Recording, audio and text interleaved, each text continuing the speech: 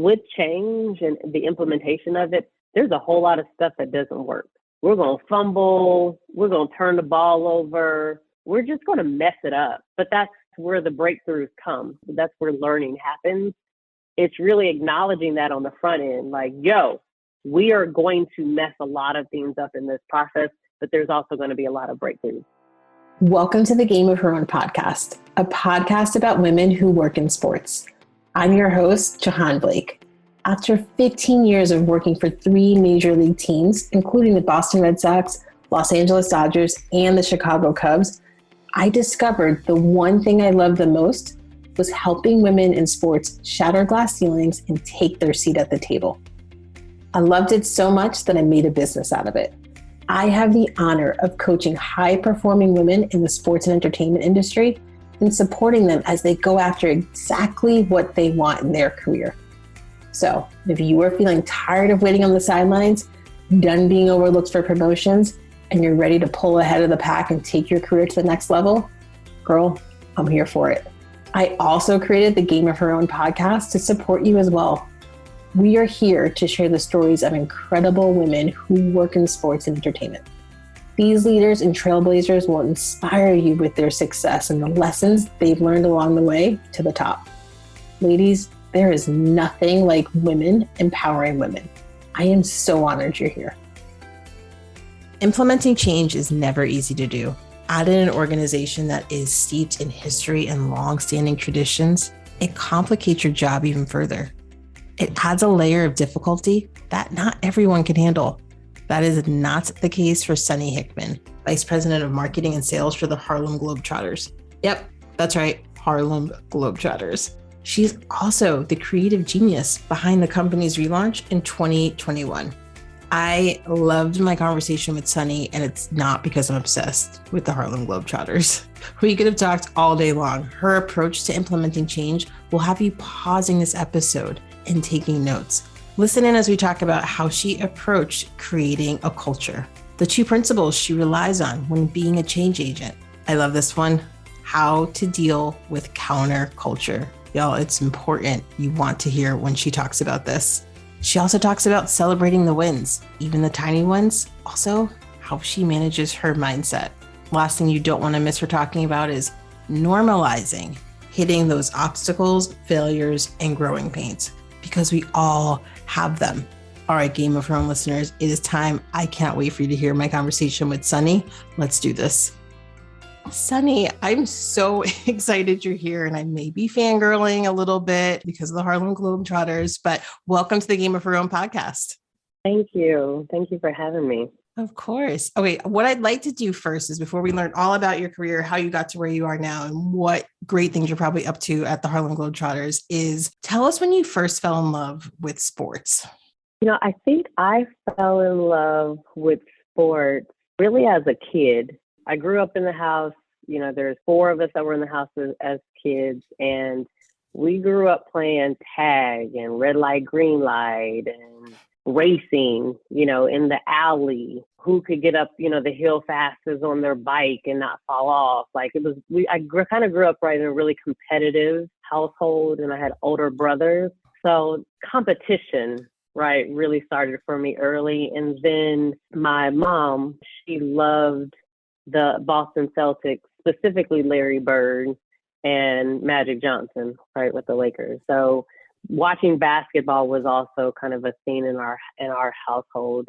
I played, I touched a lot of different sports, right, coming up and watching my brothers play as well. So I think it was as a kid, right? It was that idea of competition.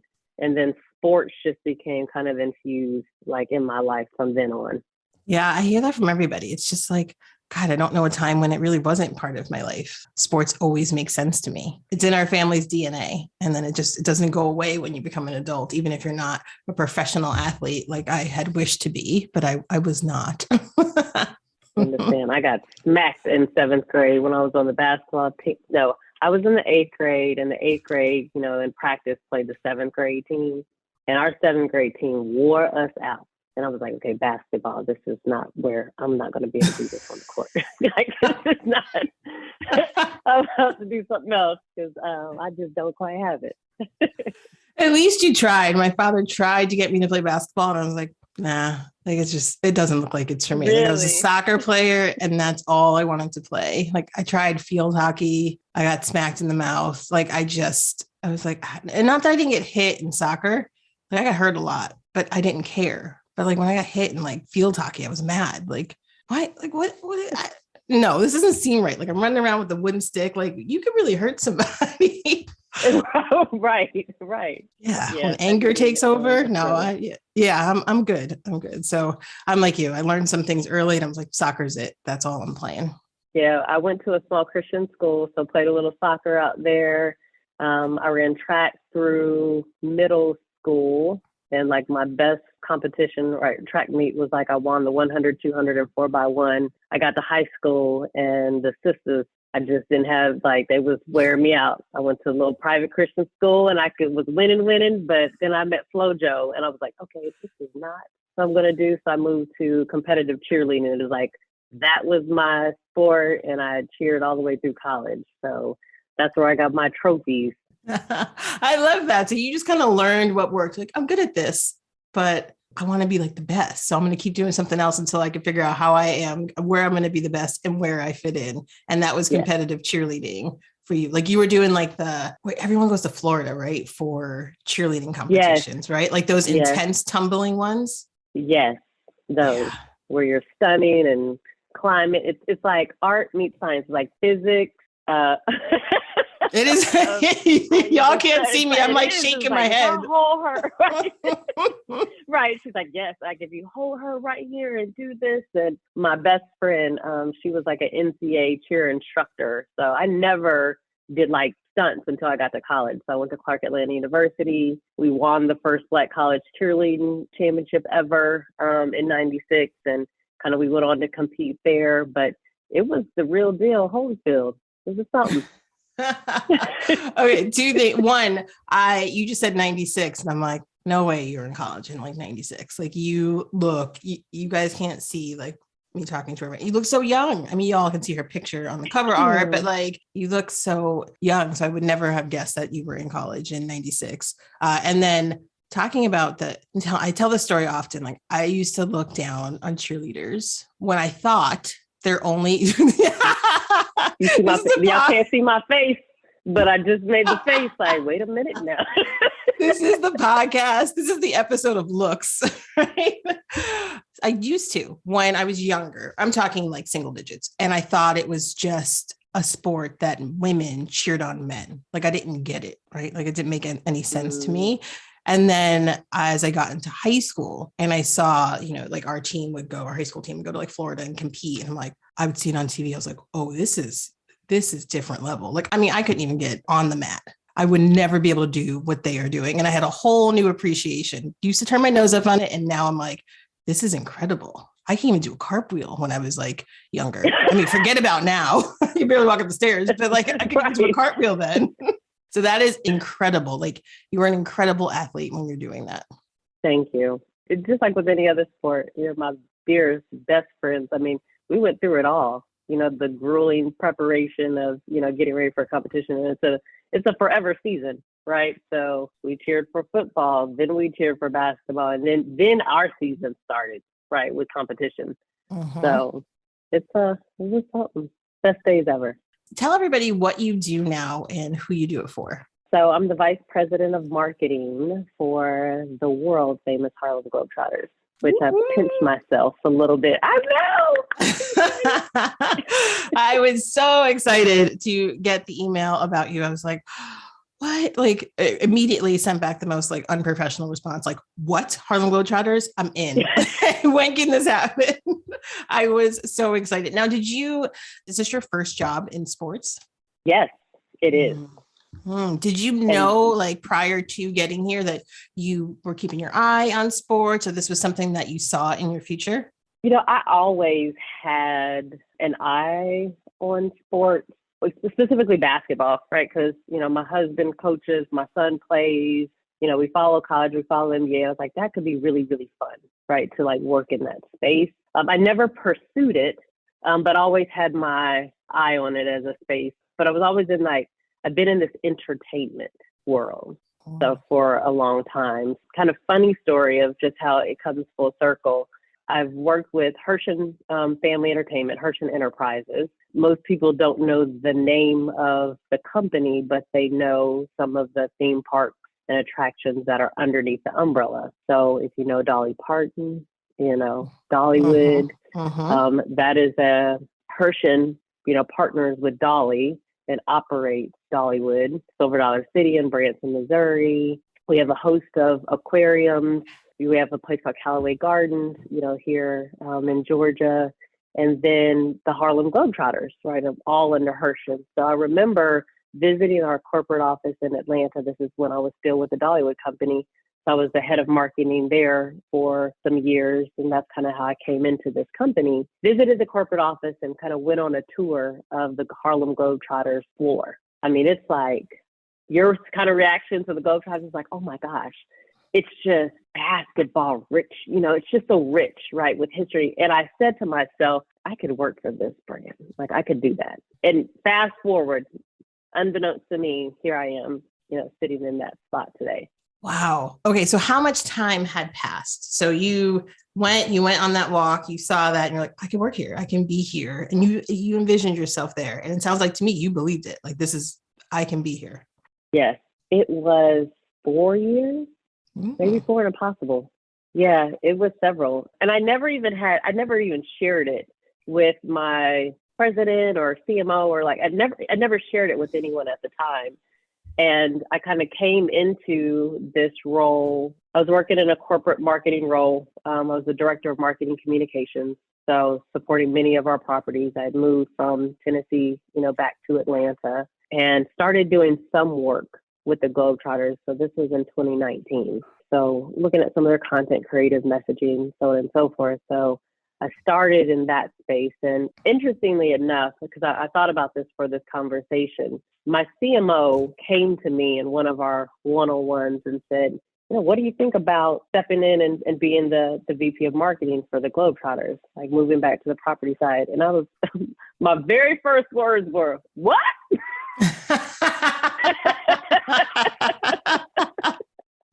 I was just, it's very much a dream job. But interestingly enough, part of the reason why he came to me is because my personal self and professional self are the same self. So I bring all of that to work. Like, I talk about my son who, he plays ball. I talk about how intense his game was.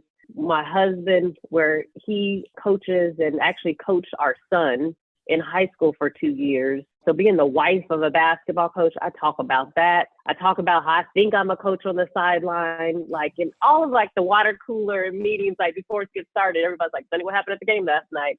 And I'm like, oh, Lord, I coached him to a victory from way down the sideline. And just all of that. So he knew, how rooted basketball and basketball culture has been in my life. And that's where he saw who I was as a marketer, who I was as a love of the game, and saw that there was an opportunity and a fit for me with this brand. What, you said something so interesting. So you showed up as your personal and professional self. It's the same. There was no separating for you. Did you always feel comfortable doing that throughout your career? She is shaking her head no. I'm right. No, absolutely not. So part of my discovery, right, kind of as I've come up in my career, there was a point where I really assimilated into kind of a brand and a culture, just because I think it was so new and I was so different to truly try and fit internally. So externally, from a marketing perspective, my job was to attract new and diverse, right, people, right, into this experience. But I was kind of moving more move like everybody else moves around me, which really wasn't me. And then I would very much say that, I separate, business and personal life. Like, those are kind of two completely different things. And over the last, I'll say probably the last 3 or 4 years, that mindset just changed for me. I wasn't bringing my best work. And then I also was doubting myself as a marketer and within my profession. Like, am I really good at this? Or, I don't know, like if my voice is really heard, or if I'm kind of my message is resonating, or if I'm speaking with clarity, am I connecting with, my leadership? It was just a lot of struggle. And I think part of that was, well, you're not showing up as you. So what do you expect? Yes. I remember going through that same sort of feeling, but I don't know how long it took you to have that realization and then to start to put it into practice that you need to show up as yourself and then actually do it. For me, I remember when I had the realization, but I would find myself like, okay, today, this is it. I am showing up as myself. And like, I'd go hard for like a week and then fall back to old habits, right? Because, oh, I don't think they're receiving me well. Oh, I don't think this is working. And like, you just go back to what you're comfortable in. This is my personal experience. And then I'd have to do it all over again. Like, I had so many pep talks with myself about how to do that. Like, how was that for you? Like, when you had that realization and then actually put it into practice? Very similar. It was those pep talks. I remember it was a beautiful summery sunny day, and I used to say to myself, #come on sunny, right? So that was me always, like, if I would find a quote, it was like #come on sunny, like get your mind right. And I came across, first I think it was in a conversation with my mom, Bo St. John, right, ended up doing a talk at her company, and my mommy was saying, she's like, this woman's like a badass. Like, I see a lot of you in her, and she's really great. So I kind of was like looking at her, I was like, oh, she's the shit. She sure is. Like, oh my God, she is the truth. We just kind of started looking at her and kind of how she moved in her career. And she is 1,000% her. She's colorful. She's bright. I use colorful language. Some of them sound like shit, in conversation. She was just so authentically herself. And I'm like, yes, Sunny, that's the you that you're supposed to be. And you can do that on any stage, whether it's professionally and personally. And she's just unapologetically her. So I kind of like, without asking her, was like, you're going to be like one of my role models. And I'm going to like study you and watch you, because she was tapped into culture, right? She was really shaping influence. She was like building her network, and then she was like herself. So kind of that, she inspired me. She really does show up as herself, at least what it appears to be. Like, she doesn't seem like she thinks twice about it. She is always consistently her. And if you don't like her, that's on you. Like, it's none of, like, she has that attitude that it's none of her business if you don't like her. Like, if you don't care for who she is. Yeah. Like, she don't care. Okay. that's fine. Now, I'm still a work in progress, right? And that's one thing that I am, especially as a leader, because everyone's not gonna, like you. Everyone's not gonna prescribe to your vision. Everyone's not going to be subscribed to your strategy. And there was a time where I think I would lean in to being likable versus ensuring that, let's ensure that I'm leading. Because you can be, just like with technology, I am good. You can be a fast adopter.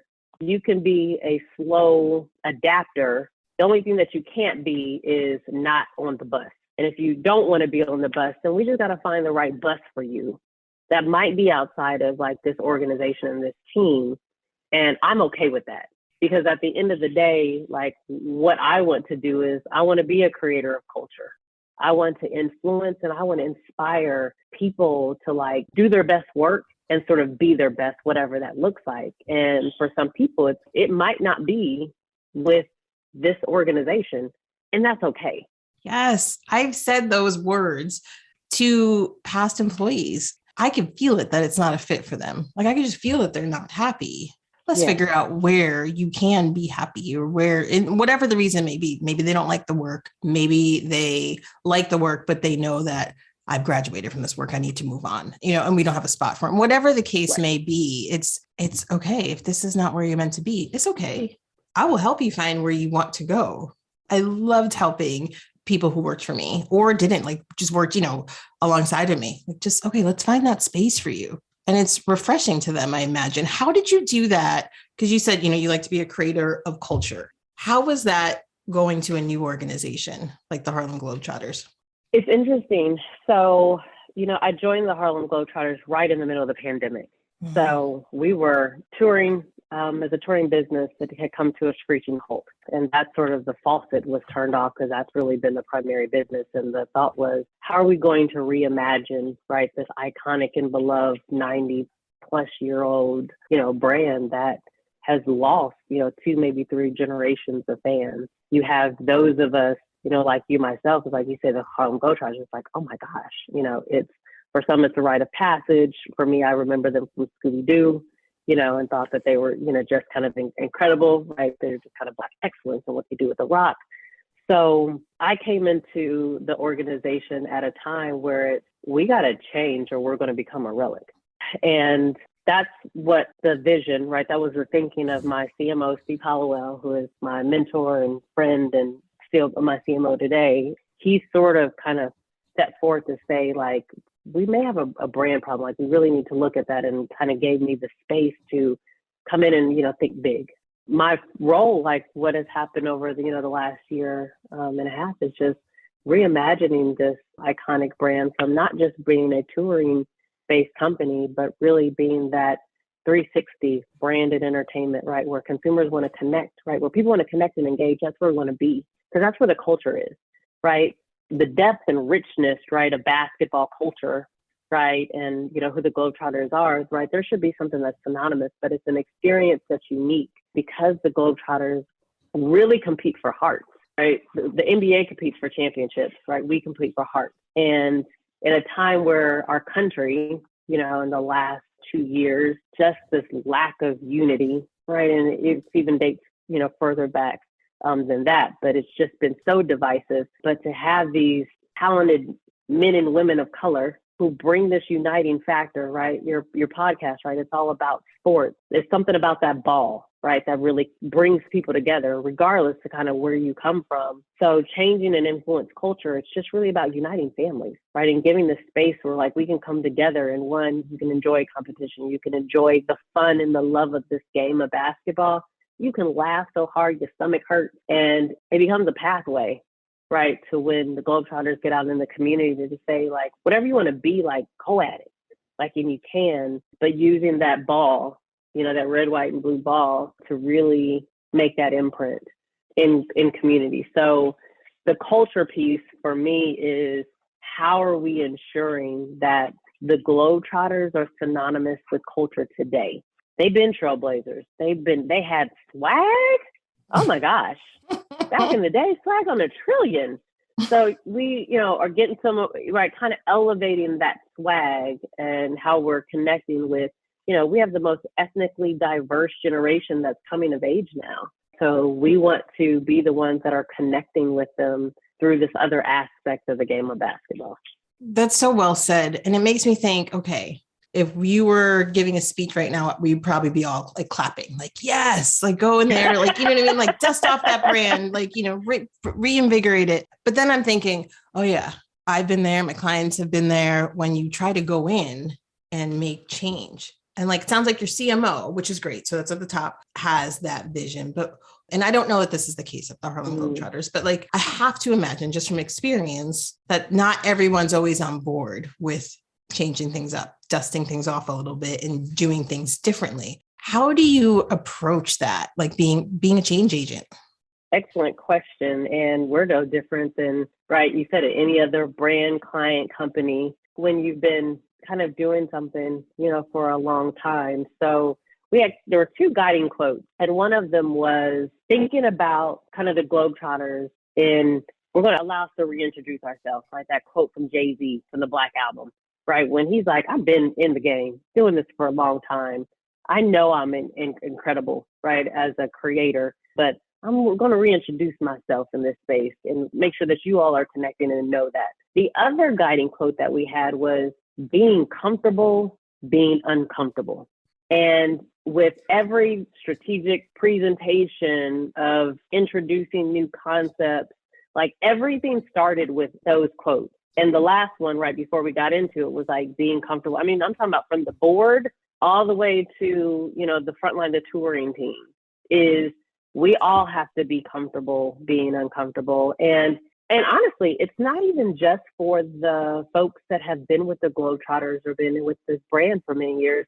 It's for me too, right? There's some things that, I may have brought in are coming in like mindset, oh, this is fresh and this is new and we're going to go about it this way, where we actually have a great model that the Globetrotters have had for, 10 years that works great. So, Sunni, you need to flex and be uncomfortable and sort of lean into this practice, this process, whatever that is. So it goes both ways. But the mentality is, I always say this, change is where you grow, but only if you go there.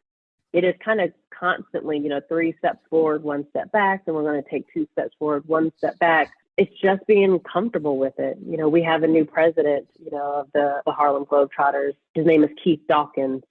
When he gets it, right, he understands like what this brand is, who we are, kind of the why. But he's also, his mindset is like, it is change, evolving, grow, because that's where we thrive. And right, that's how we make an imprint. But I think for individuals, kind of the same rules apply. Like what you've experienced is if you're comfortable and lean into change, you can adopt it quickly. You can help bring the innovation. You can help us get further faster. You can adapt maybe a little slower. That's okay. But as long as you're not counterculture and sort of bringing sort of that negativity and just truly holding on to the fact of we should not be doing that, because I think that impacts the team, right? And that impacts progress. And that's where we just need to find what is the best place and space for you, because it might not be it. And then the last thing I'll say is with change and the implementation of it, there's a whole lot of stuff that doesn't work. We're going to fumble. We're going to turn the ball over. We're just going to mess it up. But that's where the breakthroughs come, right? That's where failure, right? That's where learning happens. So as the balancing that of, yes, while we're changing, everything's not going to work. It's a dimmer switch, right? And you slowly continue to make that forward progress, but you have to jump out and do that and not leaning into I told you we shouldn't have changed because it didn't work. It's really acknowledging that on the front end, like, yo, we are going to mess a lot of things up in this process, but there's also going to be a lot of breakthroughs. Again, we'd be clapping right now if we were in a conference room or something, or if you were on a panel. So yes, I mean, I love that whole approach and that whole thinking when it comes to being a change agent, especially going into an organization that is so rich in history and tradition. Game of Her Own listeners, have you heard the news? The doors to the Be Seen and Heard at Work group coaching experience are open. I'm talking about the program that will help you take the next level in your career. This means doors are open. You can save your seat before we run out of space. And if you are wondering if this program is the right fit for you, where you are in your career right now, I will keep it super simple for you. It is. Oh, I'm kidding. I don't know that yet. But let me tell you what my clients have told me. My clients have joined the program because at the time they felt defeated, not being able to move to the next level. At the time, they felt emotionally drained because they were stuck and frustrated with not being seen and heard at work. They were done with not growing in their career, and they refused to let it continue to negatively impact their personal lives. In our group coaching program, when you are done, I'm telling you, not even when you're done, when we start, you are going to start to build a strong executive presence. You're going to learn how to advocate for yourself without feeling like you're bragging. You're going to quiet that self-doubt that pops up and holds you back. You are going to be that change agent that uses their voice and speaks truth to power. I love to talk to all my clients before they enroll in any of my programs. We got to make sure it's the right fit. My point, let's chat to see if this group coaching program is the right fit for you. Scroll down in the show notes to where it says Be Seen and Heard at Work. Click the link. The rest is super easy. You're going to schedule a time for us to chat. And I mean it when I say I can't wait to chat with you. And if it's the right fit, I would be honored to support you. Okay, friends, let's get back to the episode. Now, let me ask a real question here. Not that my other questions weren't real, but let me ask this. Does that keep you up at night when people are sort of going towards that counterculture, as you said? Like, I think we'd all love to know how you manage your mindset when you're leading change, because you're grasping on to really great principles. So I love that. But then sometimes you just go home and you're like, gosh, why isn't everybody on board? Or why is this going wrong? Like, how do you just manage your mindset to keep you focused on those principles that you have set? It is not all gumballs and unicorns and butterflies and rainbows, right, around here every day. And it is hard. It is taxing. And I think I like how you formed the question of, how do I manage my mindset? And I think for me is, as long as there's more good days than difficult ones, then I'm good. And I'd also lean into the little wins and not just all of the great ones. So like, if we get a little victory, it's still a victory. And then my husband, like, I have a person that I can just vent to. And when it's just one of those days and I feel like I just want to lose my shit, I want to do that with my team, right? I don't want to do that with one team because I want to be a calm leader in the storm. And like, everybody has those moments. But I do kind of have my network, and I have my person that I can just kind of air it all out. And then he gives perspective and he says, all right, yeah, you're right. That's a moment, but dust yourself off. You got to check back into the game tomorrow. So I think that's one of the ways that I do, manage my mindset. And the other thing is, when you're on the road to something great, when you're on the journey to do something or be part of something that is going to make an imprint on culture and shape legacy, that's when all the boulders start rolling downhill. That's when all the hurdles, right? That's when the road gets bumpy and hard. And knowing that, like, okay, that's why these things are coming, because we're doing something right.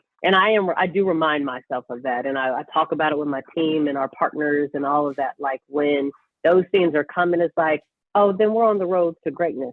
I mean, I love that. I think the one thing you said towards the end was you talk about it. You talk about when you guys are messing up or, hitting bumps, hitting obstacles, and you remind people it's okay. We're on the way to greatness. This is what happens on the way. Yes. Have to. Yes. We don't want to turn around. We're not going to bust to you, because again, when you do have those wins and those victories, right? Those are the things to say like, oh, we're putting points up on the board. This is going in the right direction. And then those moments where, be it misalignment, where the execution just didn't work, where we're late to market and, everyone's scrambling to try and get things done, where, it's not the way that we've already done it. You have a young new team and they're trying to build the plane while they're flying it. There's so many things, right, that sort of come to the table. Your leader, me, right, sort of gives the wrong direction, that we shouldn't have done that. We should have did something different. Like, all those things are going to happen, and just kind of acknowledging it and like, now what's next? And it's being quick-witted, agile, and just making sure that you continue to kind of find the love and the laughter in all of it. I believe in the power of like positivity and like good energy. That's what I want to put out to the universe and put out to the team. It's like, okay, it's cool. It's like coaching. It's all good. Like, shake it off, like stretch that muscle. I know it's a little tight, but let's stretch it and like, let's get back out there and keep going at it. Because on the other side of it, when we see kids making comments and sharing their posts of how they got their Globetrotters gear on, or they're showing love to our players, saying like, Wham, who's one of our players, a parent saying, after meeting you, my kid is like, can't put down the ball and is so inspired about, this game, or just wants to believe that they can do it all. Those are the deposits. Those are the emotional deposits, right, that are fuel to kind of keep it going. And we're blessed, and we're in a special space to be able to influence people to spend time together. Our job is for people to laugh. Our job is for people to cheer and love incredible athletes and men and women on and off the court. I mean, I also feel like you need your own show. You need your own show. I mean, yes, it must be such a pleasure and a refreshing to work for you, because you normalize failures, like hitting obstacles. You normalize growing pains, is what I'm trying to say, which I'm sure adds just a layer of relief to your team. Like, they probably know it's okay to fail. it's okay. Like, we are safe if we fail. We are not going to lose our jobs because we weren't perfect on something. Like that just leads to so much creativity and job satisfaction. And I imagine that people just always want to work for you. Like, right? Like, I'd want to stay. This is the kind of manager I want to have. I hope so. I've worked with some amazing people, and we're relatively, we're a pretty new and, young team, just kind of as we've been coming together over the last, year and a half. And I've had some really thoughtful notes, from people. And, I think for me is I want to be kind of the leader that I would want. I'm nobody's boss. I'm not your boss. I'm just here to kind of help lead and guide and, give perspective. And I think, one of the things where there's tension, of course, like right with anything, anywhere. I think for one of the things is a leader is like, I'm still growing, right? I am a developing leader in this company and just kind of on my trajectory. Like, I'm not done yet. So it's also the best way that I can help my team and people that want to work for me is how do I continue to become a better leader? And that's really what I'm, focused on. And, I'm participating in, a hero's journey, right, with a small group of folks just to kind of help shape that next generation of leader for kind of how culture and people are changing. It's really just about, leading, humans, like we're people. The more I can get better, the more I think, people will hopefully want to get down with my team. I'm recruiting. Oh, so somebody's listening, listen. we are growing, and we need amazing shape shifters, culture change agents, people who love the power of team and collaboration. Like we want all that.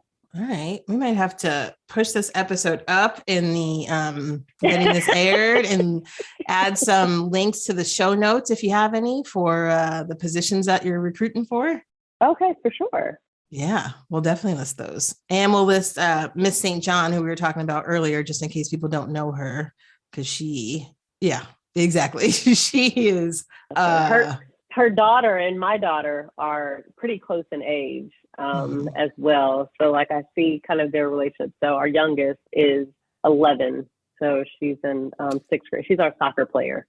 And let me just say this, if I don't mention Jayla Poo, because I always talk about, because in basketball, I talk about dad, I talk about brother because of basketball. But she kind of called me out one day. It's like, I play ball too. I play soccer. Can I get a little love, Mom?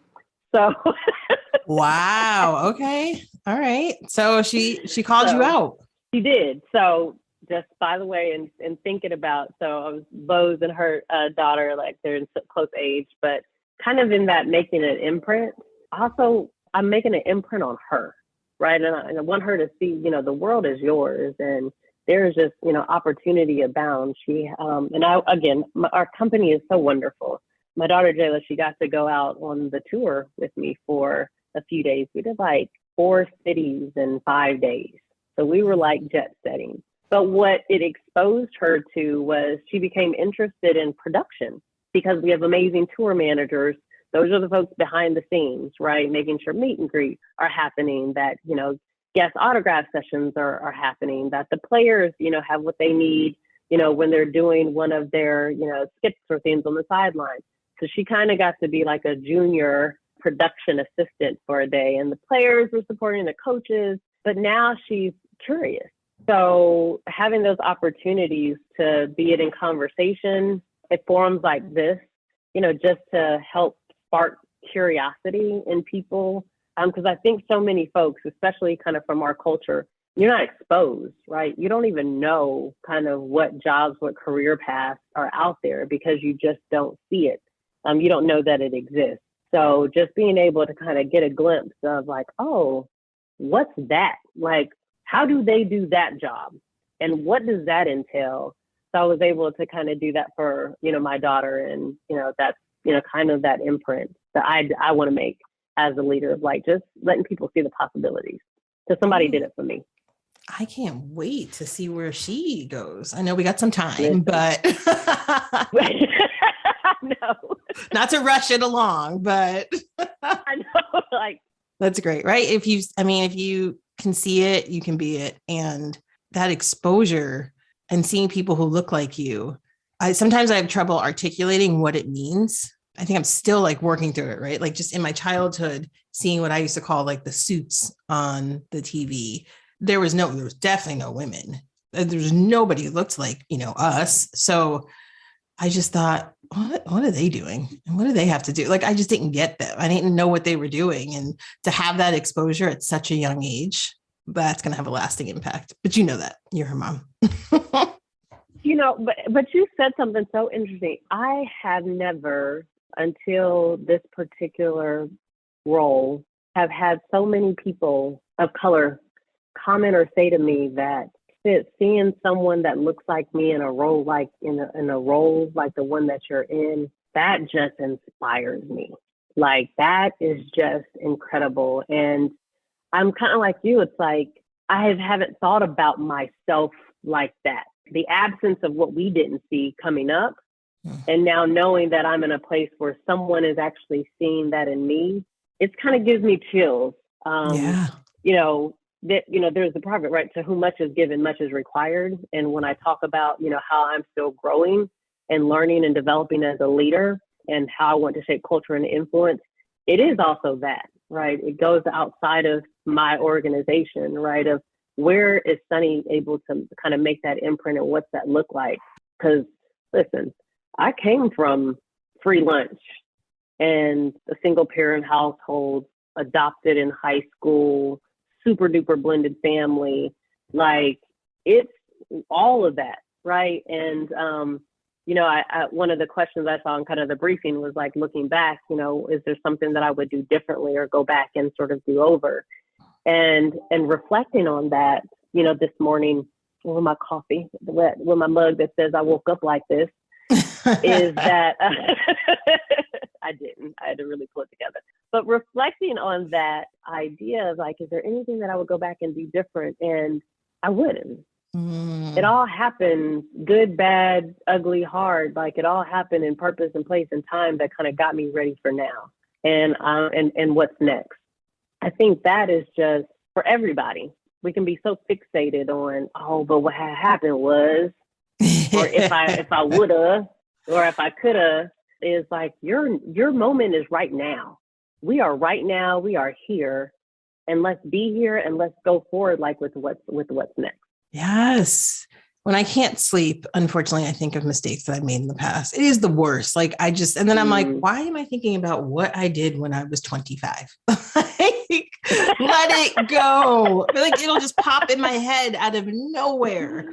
Like, it's so easy to just get caught up in your mistakes. And the one thing I try to remind myself is, yes, but if you didn't do that, then all, the butterfly effect, all these other things wouldn't happen. And you are where you are now as a result.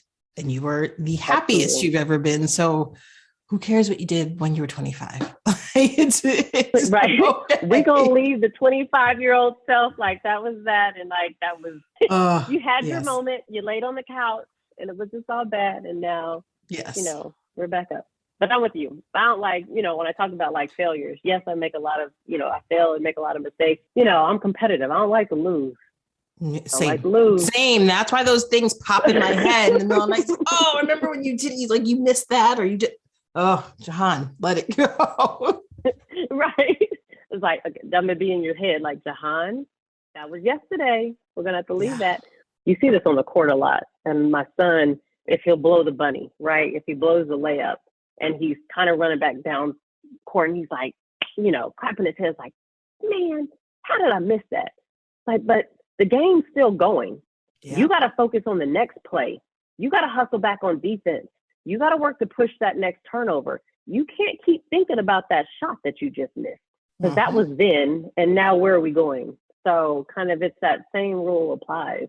Yes. And then come full circle here. I think one of the best things to do when you have that miss is what you do. You talk about it. You know what I mean? Like, if you need to get it out, that's okay. Yeah. If you have something that you mess up at work, talk to a mentor, talk to an ally, talk to your husband, your partner, whatever the case may be. Don't hold it in, but don't set up camp and live there. Well stated. Well stated. Absolutely. You gotta let it go, but sometimes you gotta get it out to let it go.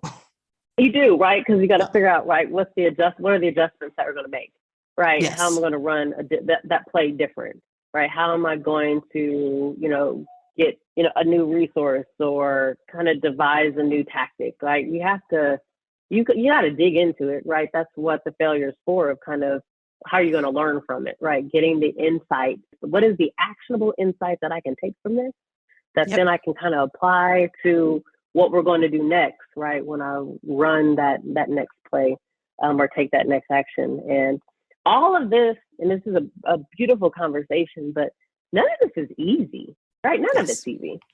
Exactly. But also acknowledging that's why it's a journey, right? It's a journey called life. And like in life, like you gotta grow, and it just kind of works like that. Amen. And I think that is a good transition into our rapid fire questions. Ooh. Yeah, I don't think you knew that those were coming.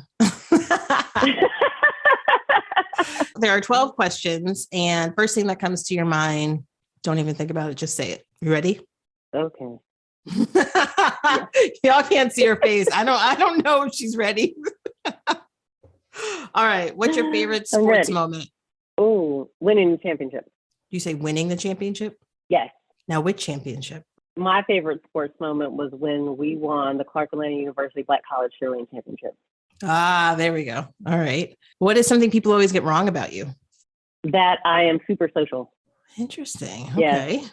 Not always. Yeah. I sit right there in the middle. I can engage and be chatty, but I also like to just sit, be quiet, and sit.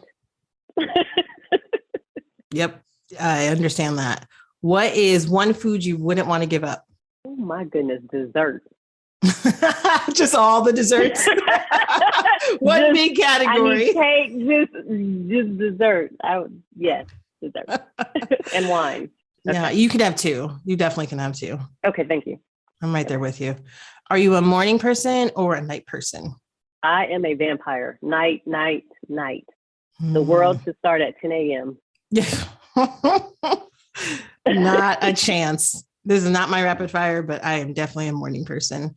Like, don't go out after that. Yeah. Like friends are like, oh, you want to meet up? Yeah. Like at 5? No, at like 8. No, I'm sorry. I'm too old. Favorite holiday? Oh, Christmas. I love Christmas. Oh, I'm interested. Like in we're those people that decorate everything. Number 2 is fall. Like I love fall. Everything about it. So you decorate everything for Christmas. Do you do it like the second Thanksgiving is over or before Thanksgiving? As we evolve, it is the second Thanksgiving is over. However, I am lobbying in my family to start earlier before Thanksgiving. So I will report back if I am successful in 2022. But right now, nothing Christmas can go up until Thanksgiving night. What job would you absolutely be horrible at doing? I don't know why nothing is coming to my mind. Maybe that's it. Nothing. Well, I'm like, I'll try it. Yes, I do. I would be a horrible referee. Terrible.